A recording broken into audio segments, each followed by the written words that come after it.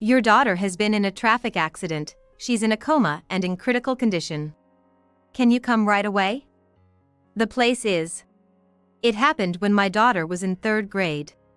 Receiving the call from the hospital, I felt like the world went dark around me, but I knew my daughter was in even more pain. After finding out which hospital she was taken to, I immediately drove there, praying for her safety in my heart. Please, let my daughter be safe. My daughter's been in an accident, she's undergoing surgery right now. Where are you? Please, come right away. Got it. I'll be there soon. When the surgery was over and the doctor came out, the words he said shocked me.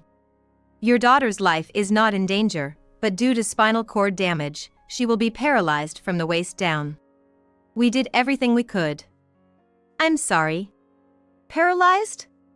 No, that can't be true.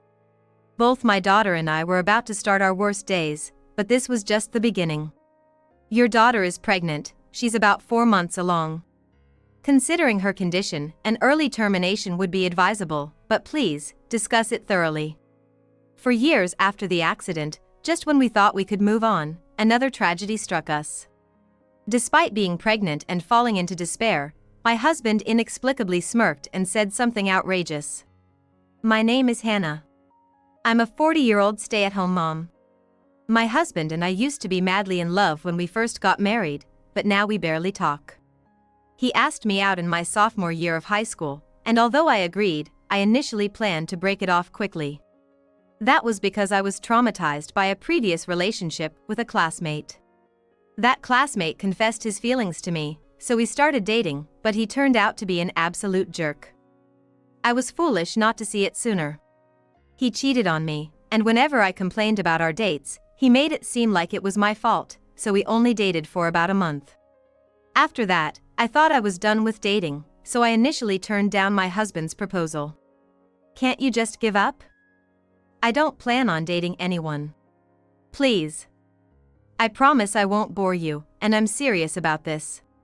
You're the only one for me. If you try dating me and don't like it, we can break up right away, and I won't bother you again. Seeing how earnest my husband was, I felt sorry for him and agreed to go on a date as a trial. True to his word, he was considerate during our date, and though he seemed nervous since it was our first date, his sincerity made me laugh. Since we could talk honestly, by the end of the date, I thought he was a good person. However, due to my previous relationship, I couldn't fully trust him or be completely happy. I had fun today, but I can't decide to start dating someone just because of one date. When's the next date? That's enough for now. I'm free anytime. How about tomorrow? I got to know you a little today, let's have fun on our next date too. As he eagerly made plans for another date and walked away, possibly skipping, I couldn't help but smile.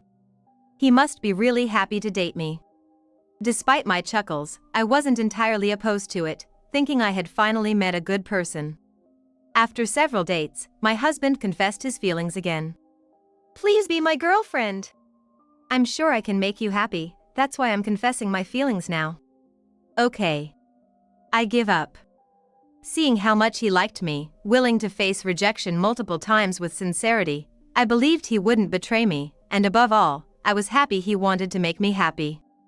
He devoted himself to me, and I began to take care of myself more than I ever had, consulting friends about fashion and beauty. My husband was delighted to see me become more beautiful day by day and always complimented me, something I still remember. Wow, you look beautiful today too. I'm worried other men might get jealous and take you away. I've been really anxious lately.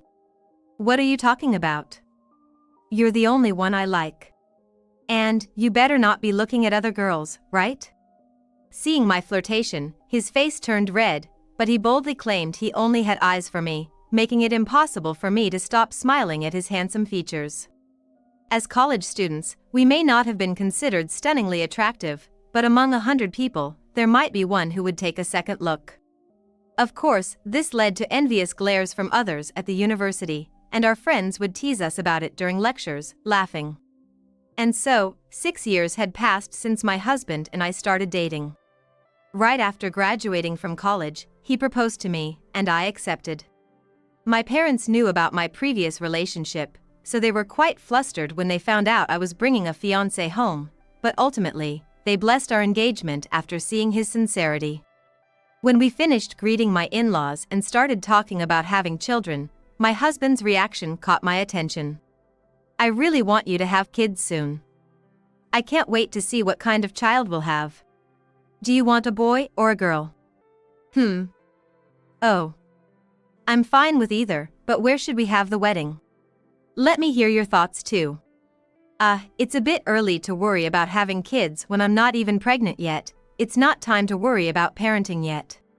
Whenever the conversation turned to kids, he would blatantly change the subject, so I decided to keep my doubts to myself for the time being. However, since both sets of parents had us when they were over 40, they were eager to see their grandchildren before they passed away, which left me pondering what to do. I discussed it with my husband. "I just don't have the confidence to raise a child. Can't we just enjoy some more time together, just the two of us, before that? Wouldn't it be okay to wait until after that? But we have to consider the feelings of both our parents and your in-laws. And I do want children, just like anyone else would." Seeing me downcast, my husband seemed to have had a change of heart. Though reluctantly, he agreed to the idea of having children, and at 25, I joyfully became pregnant. At that moment, overwhelmed by the miracle of life growing inside me, I couldn't help but cry, and my parents blessed me even more than I did myself. However, my husband was the only one who remained somber throughout, and his behavior began to change gradually after learning about my pregnancy. As my belly grew larger and I sang to it or spoke to the baby, my husband became increasingly distant. "Hey, why don't you talk to the baby a little? It might even respond to the sound of your voice from inside my belly. If that's too hard, how about taking over some of the household chores during my pregnancy?" "Stop it! You knew I wasn't keen on having kids from the start. Every day, as I see your belly grow, it becomes more real to me. And on top of that, to take over your household chores. Please. I might start feeling sick with morning sickness soon, and I'll probably be getting ill more often. You're the only one I can rely on. All right, but only until you give birth, okay?" While I was grateful to my husband for taking over the household chores, I also felt guilty for stressing him out about the baby and couldn't help feeling a bit anxious. Is it really going to be okay to have this baby? As I rubbed my belly, I hoped for a peaceful married life ahead. The following year after I got pregnant, I gave birth to a healthy baby girl. My husband was there for the birth, and my parents rushed to the hospital, overjoyed at the arrival of a new life. My daughter grew quickly, and watching her grow became a daily joy for me. I'd show videos I took on my phone to our parents, feeling truly glad that I had her. However, as my daughter's joy grew, my husband's attitude worsened, and we've been clashing more lately. While I'm busy with housework and childcare as a stay-at-home mom, all he does is watch TV or play on his phone. You could help out a little more. I understand you're tired from work, but I'm not always free either. When you were pregnant, it was only natural for me to do all the household chores, so I should be able to take a break now, right? And ever since you had the baby, you've been all about her. That's why I was against it. Then, you could have discussed it with me or our parents before we had the baby. It was you who ultimately agreed. Don't put all the blame on me. That's because it was your request, and I couldn't just dismiss it. You understand, right? You should know how much I love you. I do. I understand how much he loves me, but that doesn't justify neglecting our daughter. If he was against it, maybe we should have waited a bit longer before getting pregnant. But we can't turn back time, and the reality of my husband being uncooperative in parenting remains unchanged. Okay, then let's make a deal. I'll take care of all the childcare for our daughter, and in return, you'll do all your own household chores. Fair enough, right? My husband nodded in agreement, and that ended our discussion for the day. From then on, our conversations were limited to greetings when he left for work and before we went to bed, and everything else was completely transactional, with no affection. Still, I wanted to believe. I hoped that someday my husband would become enthusiastic about parenting and that we could become a real family. However, when my daughter turned 10, I received a call from the hospital that stopped me in my tracks. Your daughter has been in a traffic accident, she's in a coma and in critical condition. Can you come immediately? The place is. After hearing which hospital she was taken to, I immediately drove there, praying for my daughter's safety along the way. Please, let my daughter be okay. When I arrived at the hospital, I met with the family of my daughter's classmate, who immediately apologized and thanked me. I heard about the accident. Your daughter and our son were walking home in a group when a car suddenly plowed into them. My son was about to be hit, but your daughter shielded him. Is that so? Is your son all right? Fortunately, he only had minor injuries, and the other kids were safe too, but I understood the unsaid words. My daughter was on the other side of the surgery lamp that was still on. I felt a mix of pride and sadness knowing my daughter had protected a boy, despite wondering why it had to be my daughter who suffered. I've always told my daughter to cherish her friends, sharing stories from my own school days. The friends truly worth keeping are those who face your true feelings head-on. Even if you're bullied or mocked for your efforts, someone will always take you seriously. That's a bit hard to understand. But I got it. It's important to cherish friends. Since her actions were in line with what I had taught her, there was no reason for me to blame myself. All I could do now was pray for her surgery to be successful. The classmates' parents had to leave for an errand, bowing deeply before heading out. I then decided to call my husband. Our daughter's been in a traffic accident, she's in surgery right now, where are you? Please, come right away. My husband briefly acknowledged and hung up. Minutes later, he rushed in, and after I explained the situation, he sighed, showing concern for me first. It was unbelievable that he worried about me before our daughter who had just been in an accident, but arguing about it now wouldn't help, so I chose to stay silent. The surgery went on until late into the night, and around 2 a.m., when the lamp turned off and the doctor emerged from the operating room. I immediately asked about my daughter's condition, only to be met with shocking news. Your daughter's life is not in danger, but due to spinal cord damage, she will inevitably be paralyzed from the waist down. We did everything we could. I'm so sorry. Paralyzed from the waist down? That can't be true. I couldn't believe what the doctor was saying, my brain refused to process it. My daughter won't be able to walk ever again? Run? She's going to live in a wheelchair? I screamed right there, and my husband was holding me, trying to console me, but I don't remember much after that. I just remember collapsing there, crying and screaming. Then started what felt like a nightmare for me. My relationship with my husband, who was never keen on parenting, got even worse.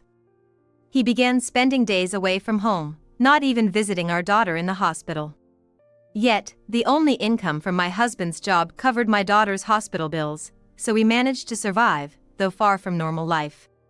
The driver of the car accident, who was arrested on the spot, was driving in a hurry to get to his workplace, causing his car to slip on a curve.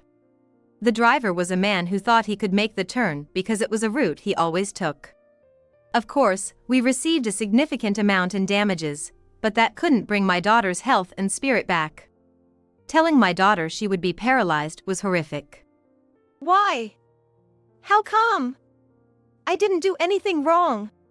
I can never stand up again, or run around with everyone. How am I supposed to live now? Someone, please answer me.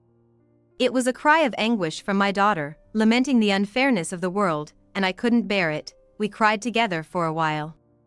After some time, the doctor's examination confirmed that my daughter had completely lost sensation in her lower body, and there was no hope for improvement even with rehabilitation. That's when I decided to care for my daughter. I started learning how to care for her by researching online and getting advice from nurses, but it was harder work than I expected. She couldn't go to the bathroom or bathe by herself, so I had to be with her constantly. I thought about hiring a helper once she was discharged, but my daughter adamantly refused. She must have been feeling insecure after the accident, and I figured she'd be better off with me by her side. So, I dedicated almost all my time to caring for her. A year later, I had become proficient at caring for my daughter, but my relationship with my husband had completely cooled. Every time we met, he turned into a monster, yelling at me, and I've been thinking about divorce lately. The only reason I hesitated was a sense of obligation to my husband and the fact that he was the only one working. 3 more years passed, and though it might be time to consider discharging my daughter, the relationship with my husband was at its worst, meeting maybe once every few months. It happened just when I least expected it. While I was caring for my daughter as usual, she started showing signs of nausea, drowsiness, and fatigue. So we decided to have her examined just to be safe. Your daughter is pregnant, she seems to be about 4 months along. Considering her condition, it might be best to consider termination sooner rather than later, but please, discuss it thoroughly. My daughter is pregnant? What does that mean? She can't move on her own. What are you talking about? As I became increasingly agitated, the reality of my daughter's pregnancy bewildered me until I heard her sobbing softly, which brought me back to my senses. Upon returning to her room from the examination room and asking her for more details, she suddenly started apologizing. I'm sorry. The truth is, I was awake when I was attacked that night. But I was too scared to open my eyes. It was in the middle of the night, and I thought I'd keep quiet unless I got pregnant. Why didn't you talk to me sooner? If you had told me, I could have spoken to the doctor for you. Seeing my daughter trembling brought me to a stark realization. Yes, my daughter was sexually assaulted. How could she possibly tell her parents, me? Because I didn't want to be a burden on you, Mom, and I didn't want to remember it. Seeing my daughter cry as she shared her feelings, I cursed the world. Why does only my daughter have to suffer through such a tragedy? And because of this, my daughter developed depression, nearly breaking my heart. I reported it to my husband, planning a family meeting on what to do next, but he responded with a smirk, saying something unbelievable. Now we can get compensation for the sexual damage, in addition to the cost of caring for me in the event of an accident. Isn't that great? Now, our daughter's future and your livelihood are secured, right? What? What are you talking about? Our daughter was raped. And you are talking about money? How far your heart has rotted. That day, I got into an argument with my husband, and if my parents hadn't stopped me, maybe blood would have been spilled. Since talking it out was no longer an option, I decided to cool off by leaving my daughter's care to my parents and going home for the first time in a while. Naturally, my husband wasn't home, which made it the perfect place for me to calm down. I can't trust my husband anymore. I have to stand by my daughter, if only by myself. Wait for me. I'll definitely find the perpetrator and make them pay. At that moment, I resolved to divorce my husband. First, I reported the incident involving my daughter to the police and insisted on a thorough investigation to ensure the perpetrator was caught. Simultaneously, I visited a private investigator to gather evidence for the divorce from my husband. I requested a background check and terminated the lease on the apartment we had lived in. It was a place full of memories with my husband and daughter, but I had no intention of returning to our old life, marking a decisive step. Back at my parents' house, I discussed my daughter's situation and the divorce with them. You've been through a lot. Why don't you take a break for a while? Let us take care of your daughter for some time. Right. Do you realize how exhausted you are from years of caring for your daughter? You've become a completely different person since you first got married to that man. Hearing this from my parents, I looked at myself in the bathroom mirror. Before marrying my husband, I had always made an effort with my fashion and makeup to get compliments from him. Now, I could hardly recognize myself, having lost over 20 pounds due to stress, and realized how tired I was more than I had thought. Since my parents had occasionally helped with the caregiving and my daughter was attached to them, I felt comfortable leaving her in their care. With gratitude for my parents' greatness and strength, and with the help of a counselor, my daughter began to open up little by little. While she was receiving counseling, she said something like this. I wonder if Mom is going to get back at Dad? I know you said we'd leave it to the police, but that's not enough for me to feel satisfied. I know doing nothing is probably the right answer, but human emotions aren't that simple. Hearing this from a nurse made me think she might be right. I had hired a private investigator focused on the divorce, without spare energy to think about revenge. Right, divorcing him wouldn't be enough to really hit him where it hurts. If I were to do something, it had to be thorough. I contacted the private investigator again, asking them to track my husband's every move. The intensity of my request surprised them, but once I mentioned additional payment, they agreed to take on the task. After a comprehensive 3-month investigation, I visited the apartment where my husband was now living. He looked nothing like the man I had dated, with dandruff in his hair and wearing tattered clothes. It's been a while. I've come to talk about something important today. Can I come in? All right. After a brief greeting, we sat down in his small one-room apartment to get straight to the point. You know why I'm here today, don't you? It's long overdue, but I want a divorce. We've been living separately anyway, and you don't mind, right? The reason we hadn't divorced, despite our relationship being completely cold, was that I hadn't had the mental space to consider it. And somewhere deep down, I still wanted to believe in my husband. Where had the pure-hearted man who confessed to me in high school gone? Maybe he was still there, deep down. However, with my daughter's words and my parents' encouragement, I was determined to divorce him, without any doubt. But his answer was a no. No. I don't want to be separated from you. We're supposed to be married for life. I will never allow a divorce. Not allow? What is this man talking about? He didn't try to help with parenting, didn't help care for our daughter after she became paralyzed from the waist down, and ran away from home when our relationship turned sour. And he says he won't allow it. I unleashed all my pent-up frustration, anger, and sadness on him. Don't joke with me. How dare you say that? I don't know what you've been through, but if you cared for me, you should have, even if it was a lie, shown a smile for our daughter. You should have been by my side, supporting me, even if it was a lie. I wanted to live as if you were a father, even if it was a lie. Saying this might not change anything now, but I couldn't keep it inside any longer. At the end, I cried out all my feelings and handed him the divorce papers. You write your name. I'll submit it to the office. He seemed either depressed or shaking with anger after hearing everything I had to say, but then he suddenly started speaking rapidly. I know I can't understand how hard it was for you, but you don't know how hard it's been for me either, do you? I've been lonely since our daughter was born. Watching you turn your attention more and more to our daughter every day, I felt so jealous I thought I'd go mad. That's why I deliberately created conflict, to try and get your attention back on me. What a selfish argument. I don't know how hard he had it. But trying to save oneself by hurting others is just too self-serving. Like I said earlier, if you loved me, you should have been there, even if it was a lie. Yes, even a lie would have been enough.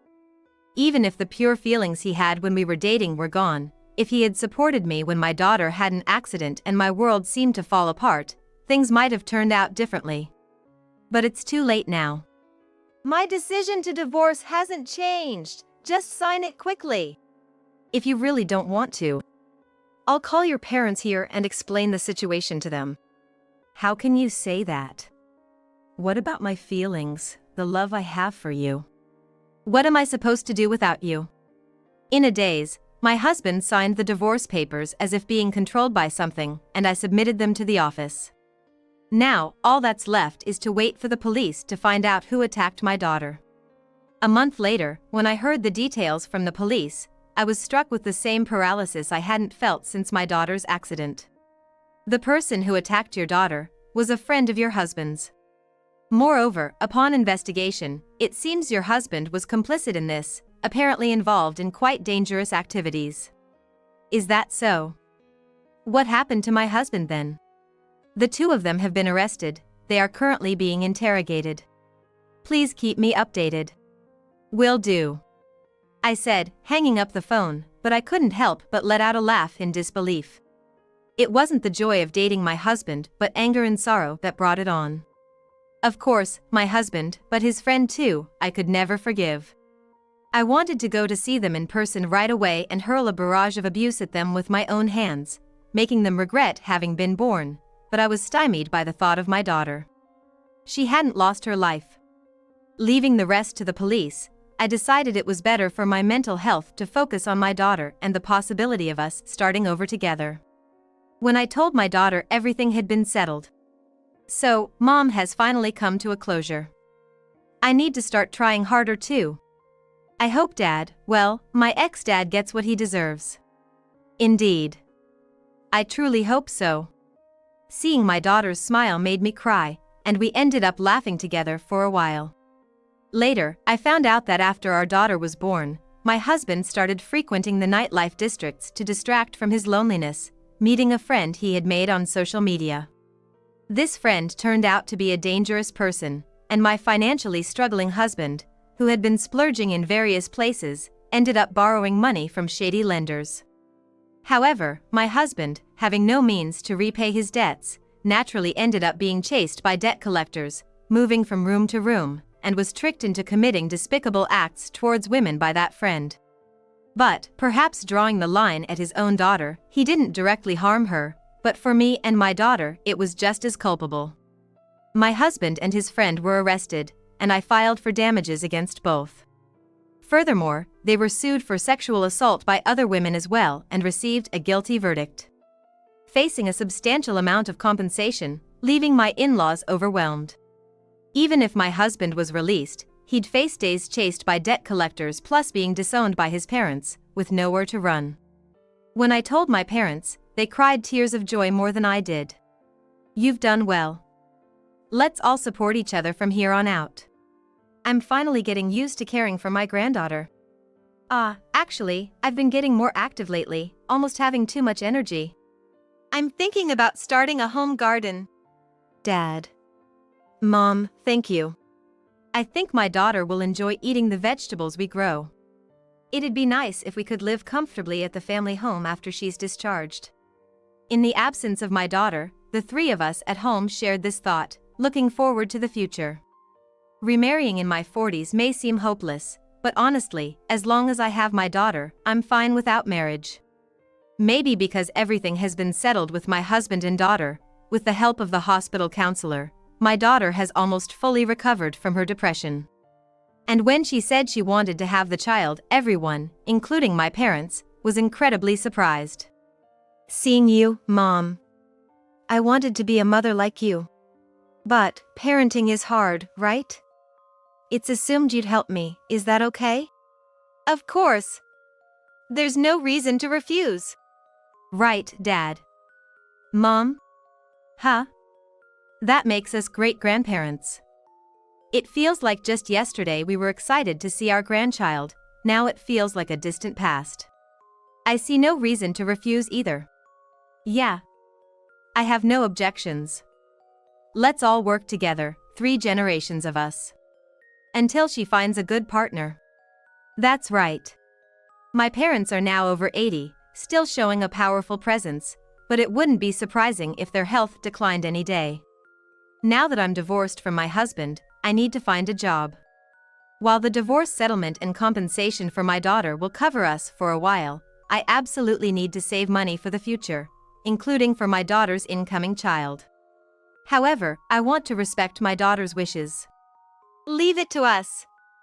Don't worry about money, just focus on getting discharged. There's another joy awaiting us. I need to start feeling like a mother soon. My daughter, with a wry smile, seemed to be looking forward to her discharge next month. The following month, my daughter was safely discharged. As she and our parents cared for her, watching her belly grow day by day, she had the face of a mother. It was just like when I was pregnant with you.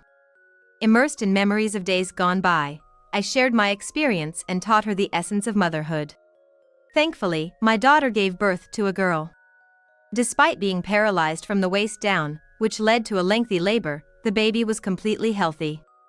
Perhaps it became my daughter's driving force to live, as she started to study hard after being discharged with her child, and 2 years later, she began attending a correspondence high school. Feeling a bit lonely with her change of heart, I still want to watch over my daughter's growth up close.